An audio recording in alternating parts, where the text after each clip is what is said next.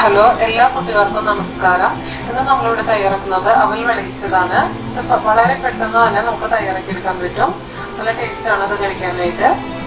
ഇതിൽ ഞാനിവിടെ യൂസ് ചെയ്തിരിക്കുന്നത് 1 കപ്പ് അവലാണ്.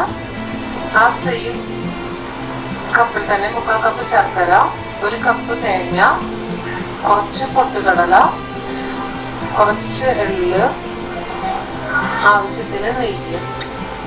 നമുക്കൊരു ഫ്രൈ പാൻ വെച്ചിട്ട് ജസ്റ്റ് ഒരു ലോ ഫ്ലെയിമിൽ ഇട്ടിട്ട് തേങ്ങ നമുക്കൊന്ന് ചൂടാക്കി എടുക്കാം. അധികം ചൂടാക്കി എടുക്കേണ്ട ആവശ്യമില്ല. ഒന്ന് തേങ്ങയിലത്തെ വെള്ളം ഒന്ന് വയ്ക്കിയാൽ മതി.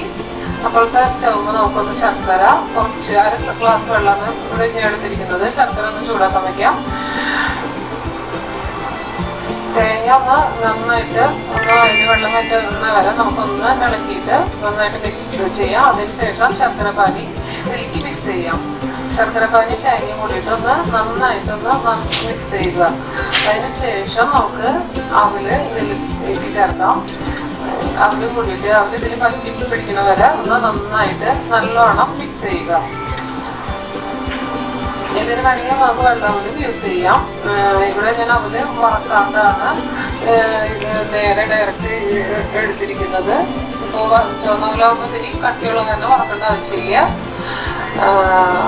കുറച്ച് നെയ്യ് ഒഴിക്കുക. 1 ടീസ്പൂൺ നെയ്യ് ഒഴിച്ചിട്ട് നമുക്ക് വീണ്ടും ഒന്ന് എല്ലാതും കൂടിയിട്ട് നന്നായിട്ട് മിക്സ് ചെയ്യാം.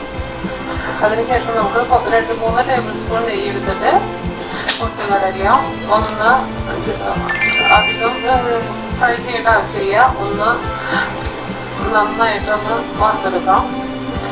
അതിൻ്റെ ഒപ്പം തന്നെ നമുക്ക് നേരത്തെ എടുത്ത് വെച്ച എള്ളും കൂടിയിട്ട് ഒന്ന് മിക്സ് ചെയ്യാം.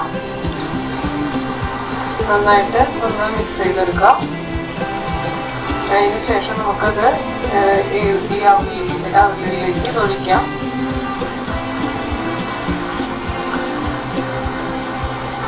ഇത്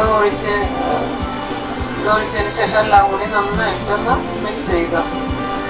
നന്നായിട്ട് മിക്സ് ചെയ്തിട്ട് നമുക്കൊരു പാത്രത്തിലേക്ക് എടുക്കാം. അത് പെട്ടെന്ന് തന്നെ നമുക്ക് തയ്യാറെടുക്കാം. അത് 2-3 ആഴ്ച വരെ കേടാകാതെ നമുക്ക് സൂക്ഷിച്ചെടുത്ത് വയ്ക്കാൻ പറ്റും.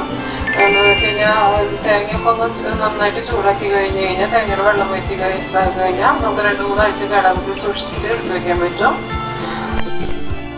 ട്രൈ ചെയ്തിട്ട് അഭിപ്രായം പറയണം. Thank you.